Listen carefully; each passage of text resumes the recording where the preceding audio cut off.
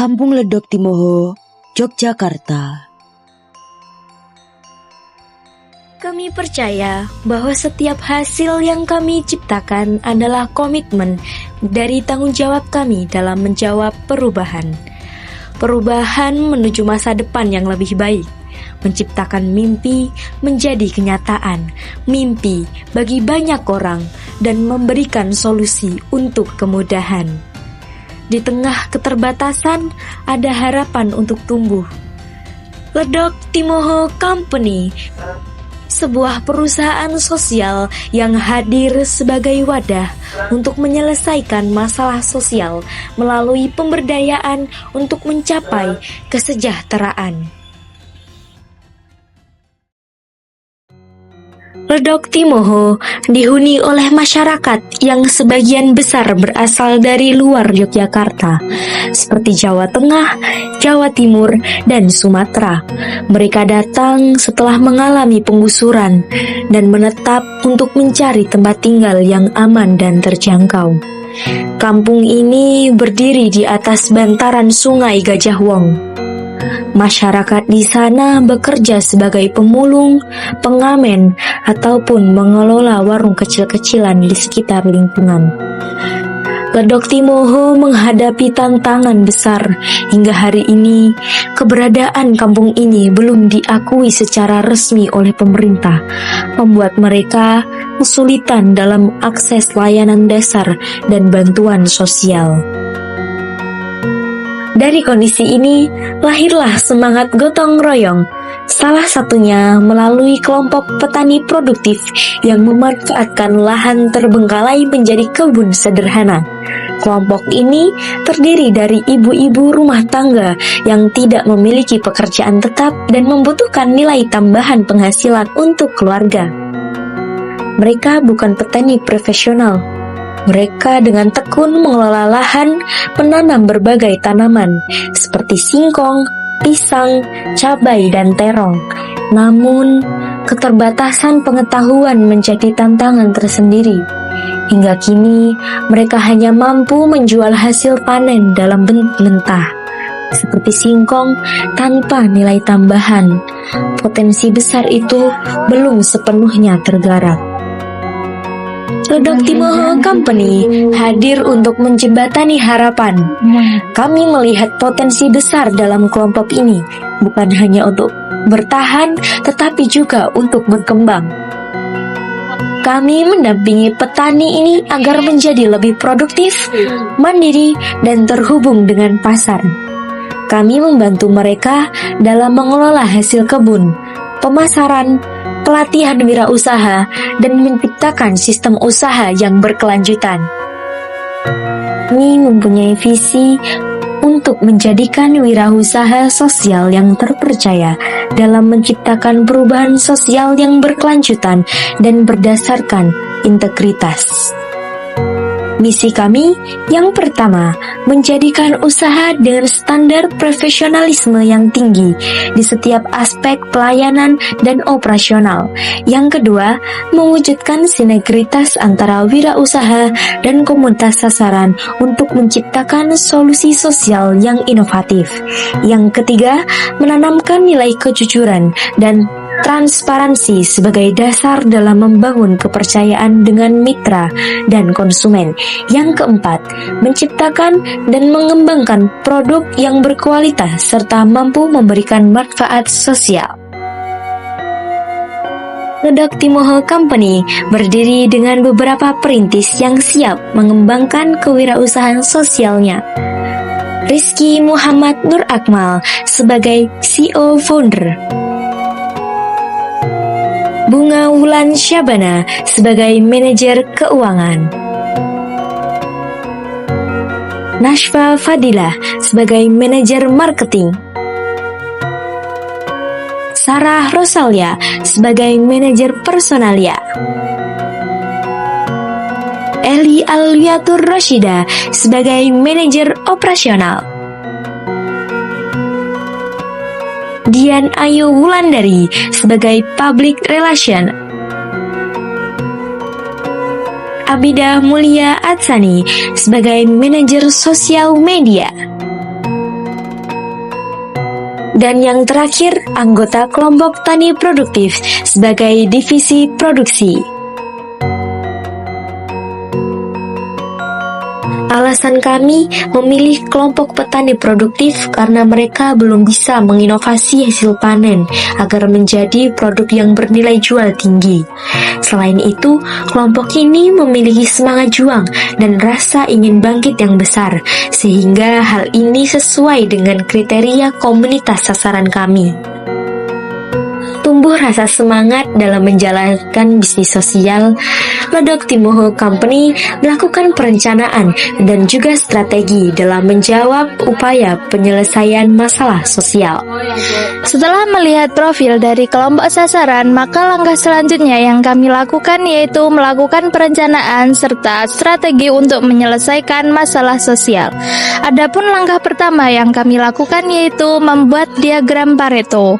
Dalam pembuatan diagram Pareto, langkah pertama yang kami lakukan yaitu melakukan wawancara. Nah, dari hasil wawancara itu, maka kami dapat menyimpulkan bahwa setelah dari wawancara dan kesimpulan, maka diagram Pareto yang kami hasilkan yaitu dari perhitungan diagram Pareto inilah kami dapat mengetahui terkait masalah utama dari komunitas sasaran yang nantinya akan dijelaskan pada bagian pohon masalah. Dari diagram Pareto dapat disimpulkan pohon masalah sebagai berikut. Dari pohon masalah ini dapat dilihat bahwa permasalahan utama komunitas kami adalah pendapatan hasil panen yang rendah. Pendapatan hasil panen yang rendah ini disebabkan oleh kurangnya wawasan ataupun pengetahuan terkait pengolahan hasil panen dari lahan komunitas, yang mana ini akan mengakibatkan pada pendapatan hasil komunitas yang rendah dan juga berdampak pada kesejahteraan anggota kelompok. Selanjutnya yaitu penjelasan tentang analisis sosial. Yang pertama yaitu modal manusia, di mana kelompok tani produktif itu sendiri sudah memiliki keterampilan seperti merawat, menanam, dan juga memasak.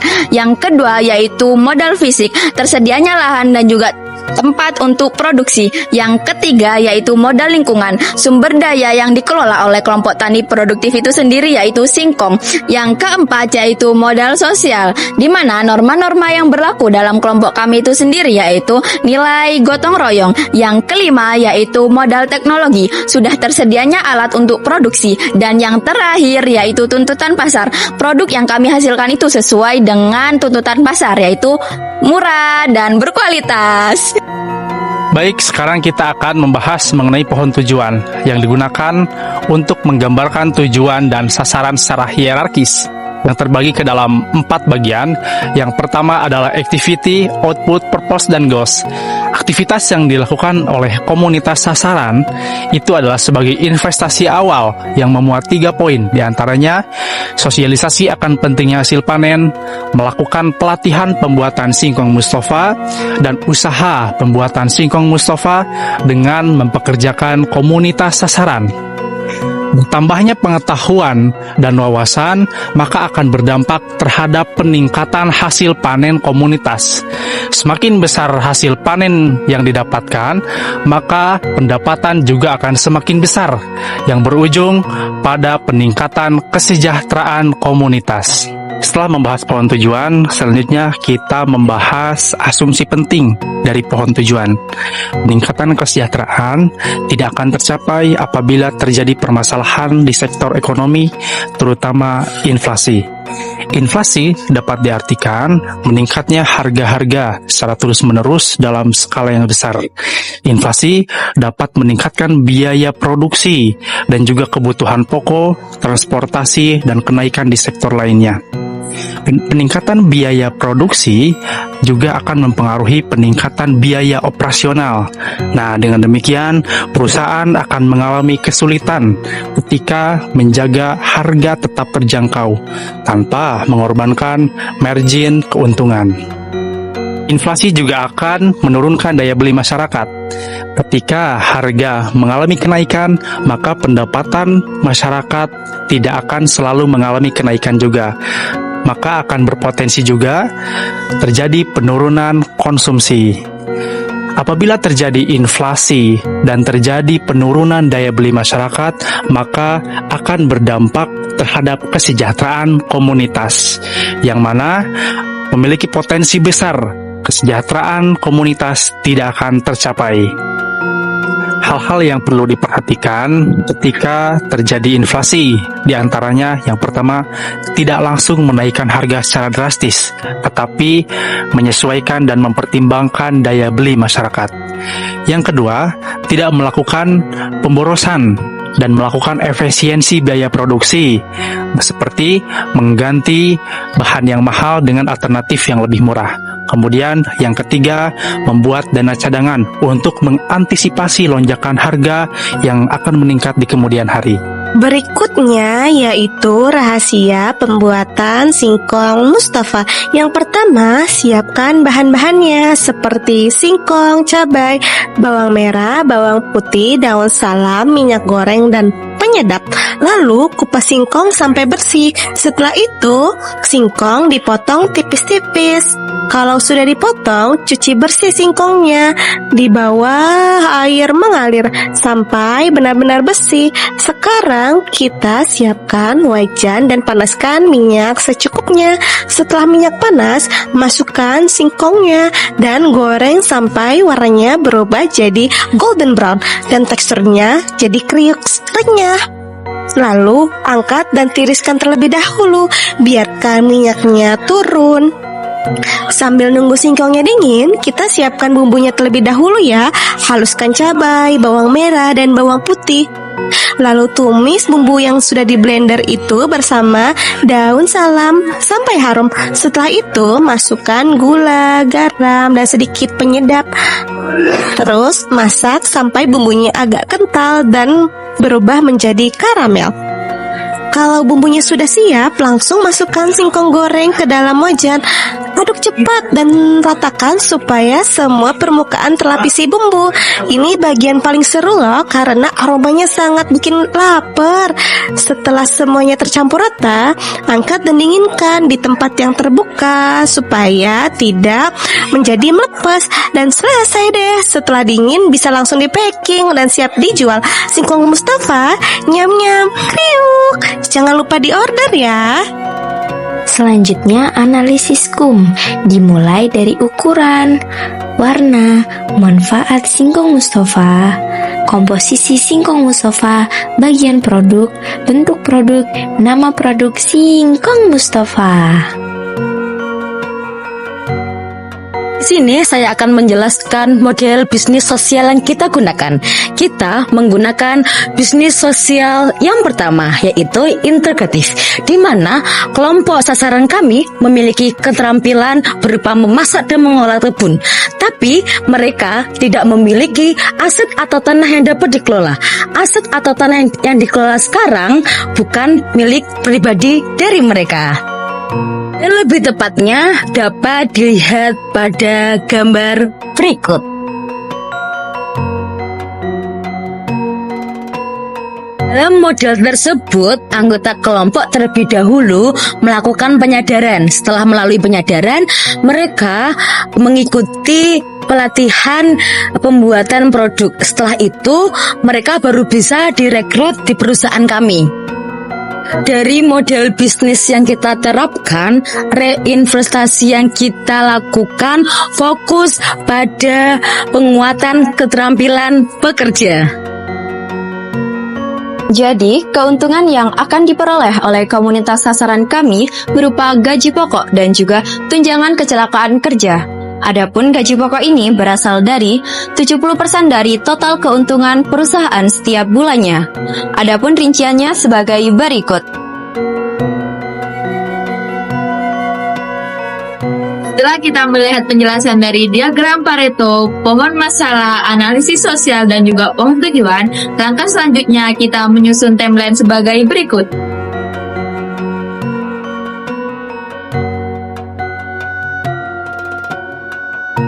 Ini adalah logo perusahaan kami, Ledok Timoho Company.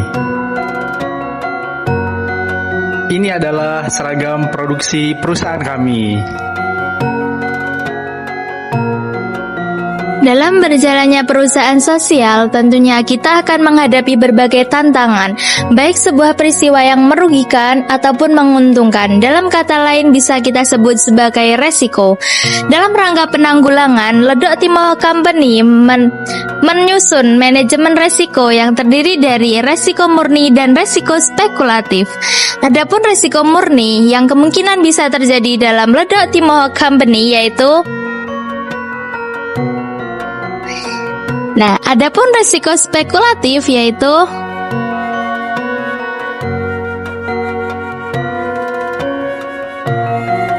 selanjutnya adalah gambaran awal pengondisian modal usaha, meliputi berapa nominalnya, dari mana perolehannya, dan bagaimana pengelolaannya.